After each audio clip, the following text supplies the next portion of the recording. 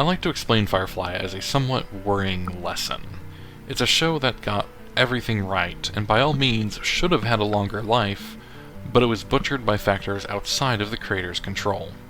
In other words, the writers did their jobs, the cast did their jobs, the editors did their jobs, the effects team did their jobs. It was the network that killed Firefly. So, if you ever feel confident in your artistic endeavors, just remember that other people suck. Here's how I want to break down the show itself.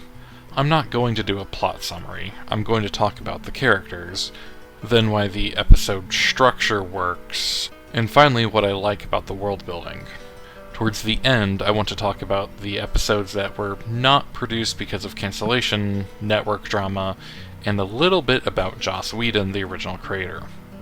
Also, because I don't know where else to say this, the sequel movie called Serenity will have its own video. We are only talking about the Firefly TV series today. I'm going to go out on a limb here and guess that if you're watching this video, you're probably familiar with Firefly already to some extent. Therefore, instead of trying to go through every single character's details, I want to focus on a handful of strategies the writers used in creating the main cast. First, they did not fall into a trap that many writers today can't seem to avoid. Namely, completely butchering character development in the name of subverting expectations. Tropes exist, but do not confuse them with cliché. Let's look at Shepherd Book, for example. If Firefly had different writers and was probably made today, I guarantee Book would be handled completely differently. He's a preacher, so most writers would try to nuance him by either making him a jerk, or someone who is only pretending to be genuine in his beliefs. Why?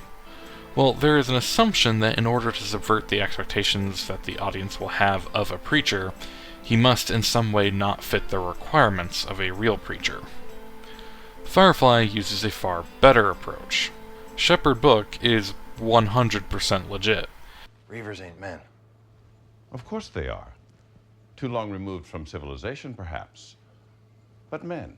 He's genuinely a real preacher who wants to guide others in their spirituality and diligently goes about his business, no matter how much he is mocked. The roof is too heavy. They say the ceiling will cave in. His brains are in terrible danger. River?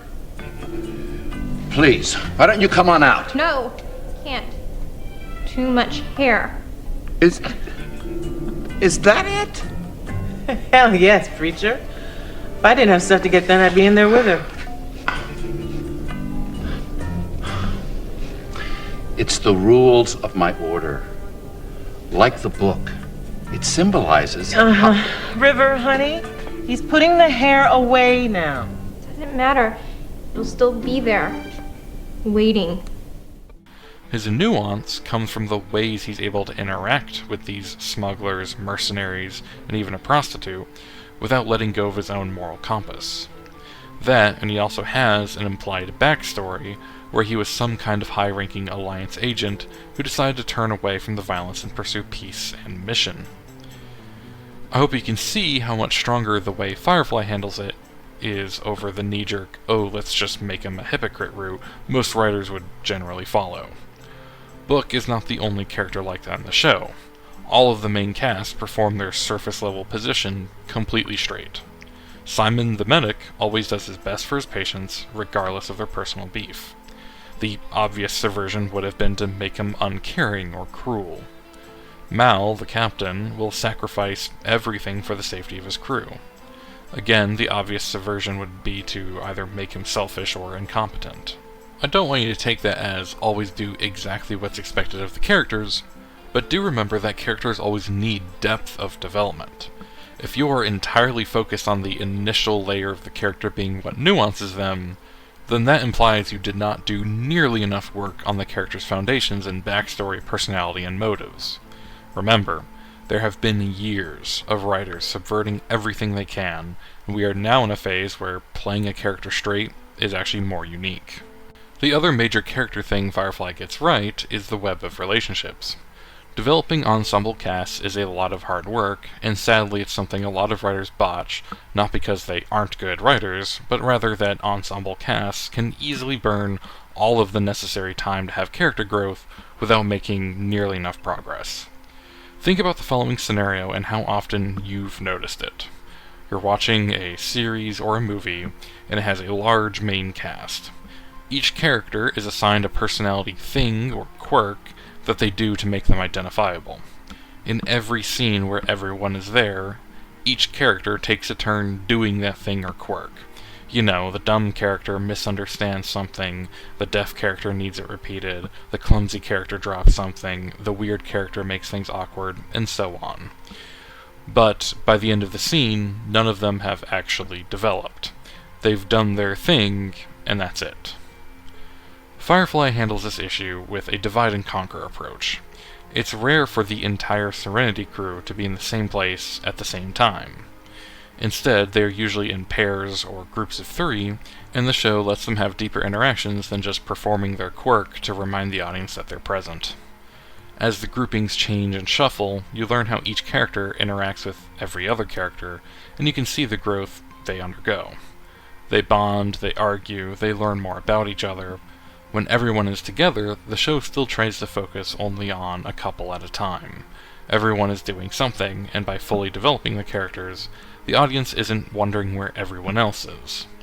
Book and Jane like to exercise together, Simon and Kaylee have crushes on each other, and so on. Firefly's character development is a genuine masterclass in how to do it both efficiently, but also effectively. No character is wasted or does nothing, not even the one-offs. No character is poorly developed. No character is ignored or forgotten. They are all distinct and perfect. It's just a shame that the early cancellation basically robbed a few characters of the opportunity to complete their arcs in the originally intended way. This will be the shortest section of the video. There is not a lot to say because I have nothing to complain about, while at the same time, every episode is quite different from each other, so there isn't really a basic episode of Firefly. They all have an opening before the theme, but it isn't a cold open the way you traditionally expect. Most cold opens, so to speak, are disconnected from the larger plot to do something the show can't really do in a longer story. Comedies do this the most, but even some more dramatic shows will do this too. The main outlier would be mystery shows where the opening is either the crime or when the body is found. Firefly's openings are related to the larger plot and are similar to that mystery genre way of doing it. The crew is doing something random, like finishing a job or wandering around on a planet. Then, whatever the actual episode is about is revealed at the end of the opening.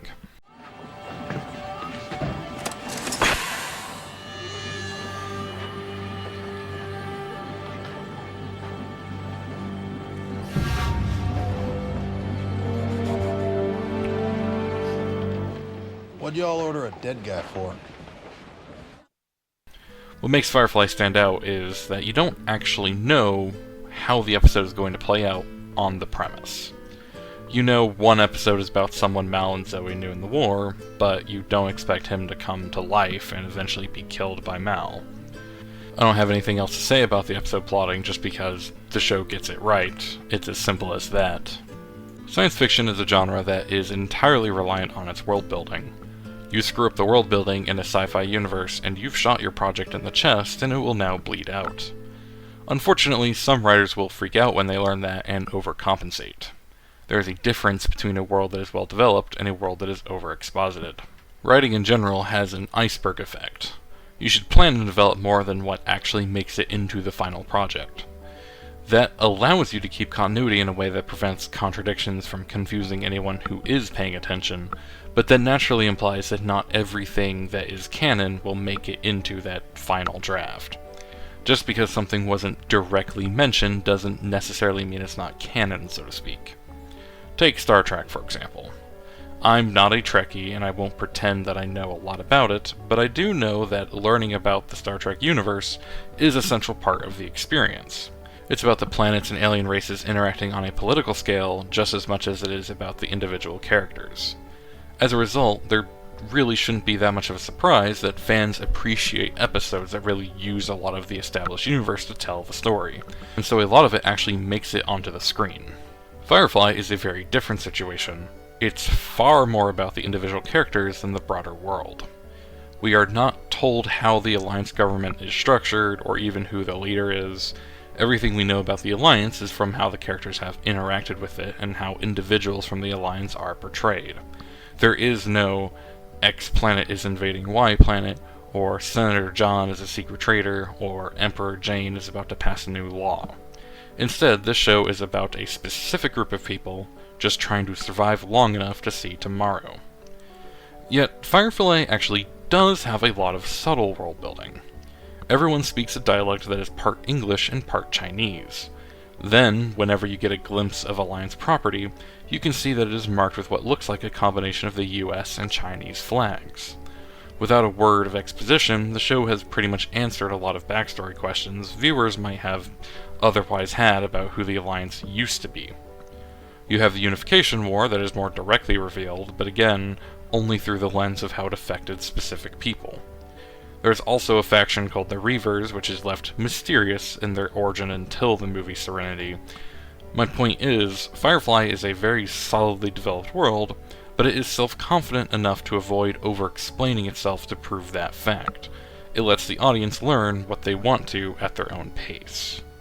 One of the things the show did, which is both extremely bold and yet done perfectly, is how it explains its technologies like faster-than-light travel. It just doesn't. So many sci-fi stories get completely bogged down with trying to explain exactly how all of the technology works. And yes, as the writer, you do need to come up with consistent explanations on how it works to avoid accidentally contradicting yourself later on. But trying to shove full explanations of this stuff into stories is such a trap. Sure, some stories do it effectively, but that only works if the way things work is the focus of the story. I'll put it this way. Imagine a movie about car racing. Now imagine if 20 total minutes of the movie, broken into multiple pieces, was spent explaining the four strokes of a modern internal combustion engine and how forced induction is usually less effective on engines with particularly aggressive compression ratios, and how limited slip differentials are better at transferring power to the wheels than open differentials, and so on. Sure, some car nerds like me might appreciate the attention to detail, but it makes no story sense. People who would be in a car racing story as characters already know what they need to know, just tell the story. Firefly has FTL travel, and it alludes to how things might work, but it doesn't lecture anyone on how it works even once. As a result, Firefly actually feels more realistic for it. FTL space travel is not something we have in real life, so ultimately, any explanation in fiction is going to just not be real. By having characters just accept FTL space travel as fact and common, without coming up with a bogus techno-babble explanation, there is less for people to pick apart and criticize. Plus, in our daily lives, we don't sit there and try to take apart how a plane works every time we fly somewhere. So it just is more realistic to not always be thinking about it as you use it. The natural question is, if Firefly was so good, why was it cancelled before it finished its first season? The answer is, the network completely fumbled their side of things, caused a drop in viewership, and then canned it because they thought it wasn't successful for other reasons. Let's see just how much of a fumble this was. There are tons of rumors and theories for the exact series of events that led to Firefly getting axed, but one of the main ones is that the show was originally aired in the wrong order. How wrong? Well, it went episodes 2, 3, 6, 7, 8, 4, 5, 9, 10, 14, and then 1. That's right, the pilot, which was longer so it could get things started, was aired last. Episodes 11, 12, and 13 weren't even aired in the first place. Now, about a year later, a different channel actually aired the whole show in order, but by that time it was far too late.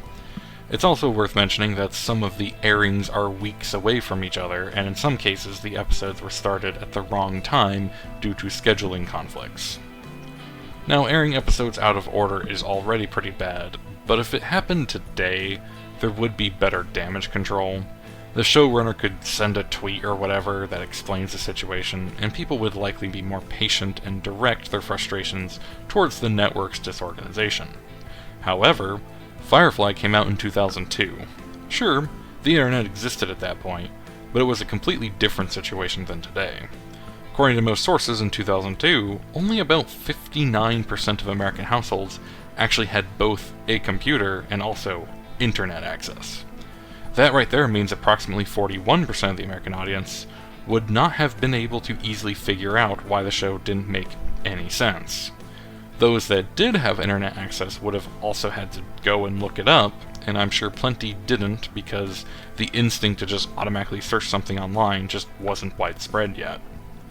As a result, Firefly being aired out of order meant most viewers would be left scratching their heads at the confusing continuity changes and random regressions or jumps in character development. Even those that did know what was going on didn't necessarily want to keep following the show and trying to put together a mental timeline. It makes sense viewership would plummet and give the network a reason to cancel it, even though it was the network's fault in the first place. Now, the early cancellation meant not all of the episodes were actually made. 11, 12, and 13 are not the ones in question as they were completed, but rather there are episodes that were never even filmed. They were in various states of planning, and only one of them had a completed script. Some of the concepts probably would have been good. One is that they land on a dying planet and the inhabitants try to steal Serenity. Mal is forced to make the hard choice to leave those people behind because Serenity would have run out of air if he took them. However, the one I want to mention is one I think would have not been a good episode. I bring it up because it will lead to my thoughts on Joss Whedon himself. This episode would have had Inara being kidnapped by Reavers, and yeah, YouTube probably doesn't want me to say that. Apparently, this was supposed to be a turning point between her and Mal's relationship.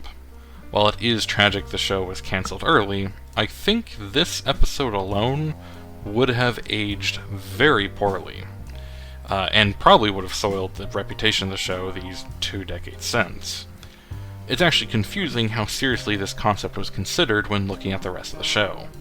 Sure, it does have some dark and gruesome moments, but nothing to that extent. And yes, that was seriously considered, as it was already hinted at. In the pilot episode, Inara pulls a syringe out the first time there is a Reaver encounter in the entire series.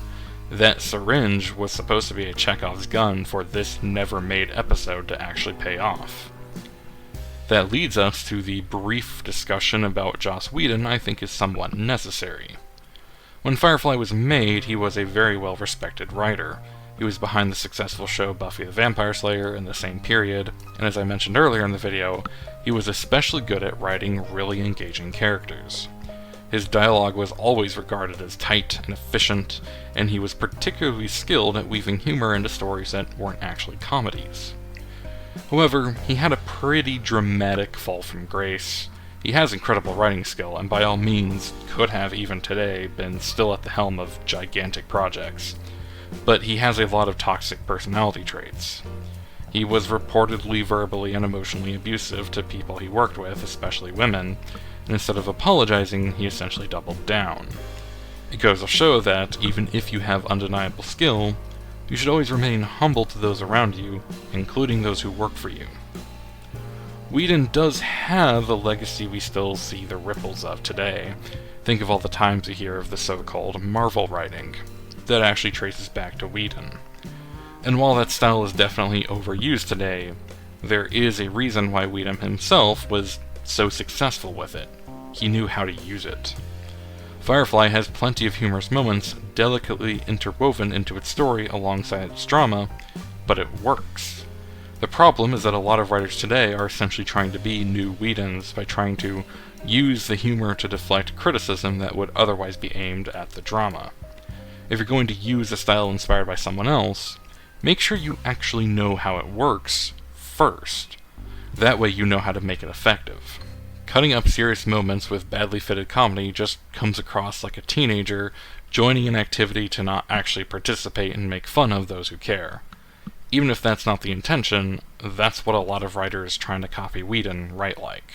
It seems like an awkward place to end, but this is Firefly we're talking about, and it also ends on a weird note. I'm using that as my excuse. If you have a chance to pick up a DVD box set, or more likely, subject yourself to the pain of watching ads inside of a paid service, Firefly is definitely more worthy of your time than most series today. With all of that being said, thank you for watching. YouTube is probably going to punish me for my extra long hiatus, so subscribing or something might actually help. I'll cover Serenity, the sequel movie to Firefly, next, and then probably Andor. And with that, keep writing.